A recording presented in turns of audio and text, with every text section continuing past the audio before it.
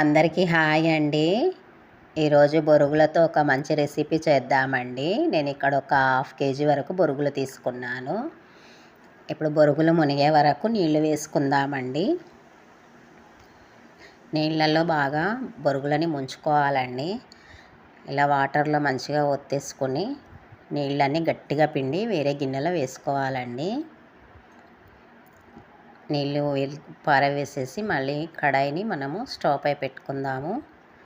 ఇప్పుడు 2 టేబుల్ స్పూన్ల వరకు ఆయిల్ వేసుకుందామండి. కొన్ని ఆవాలు, కొన్ని జీలకర్ర, అలాగే ఒక చిన్న కప్పు నిండా పల్లీలు. కొంచెం వేగాక ఒక పెద్ద సైజు ఉల్లిపాయ ముక్కలు పొడవుగా కట్ చేసి వేసుకుంటున్నాను. ఉల్లిపాయలు కూడా రంగు మారాలండి. ఇప్పుడు టమాటో ముక్కలు కూడా వేసుకుందాము. అలాగే ఒక 3-4 పచ్చిమిర్చి ముక్కలు కూడా వేసుకుందాము. కొద్దిగా కొత్తిమీర, కొద్దిగా పుదీనా, కొద్ది కరివేపాకు వేసి బాగా ఆయిల్లో మగ్గించాలండి.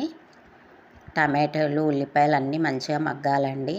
ఇప్పుడు 1/2 టీ స్పూన్ పసుపు, రుచికి సరిపడా ఉప్పు వేసి ఒకసారి కలిపేసుకొని బొరుగులను వేసి కలుపుకుందామండి.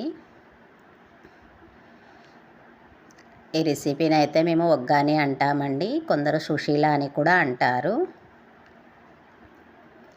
ఇలా ఆయిల్లో మంచిగా కలిపేసుకొని పైనుంచి పుట్నాల పొడిని వేసుకోవాలండి.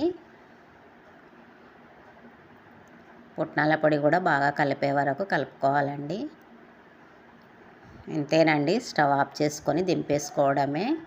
మీరు కూడా ఒకసారి ఇలా ట్రై చేయండి. బాయ్ అండి.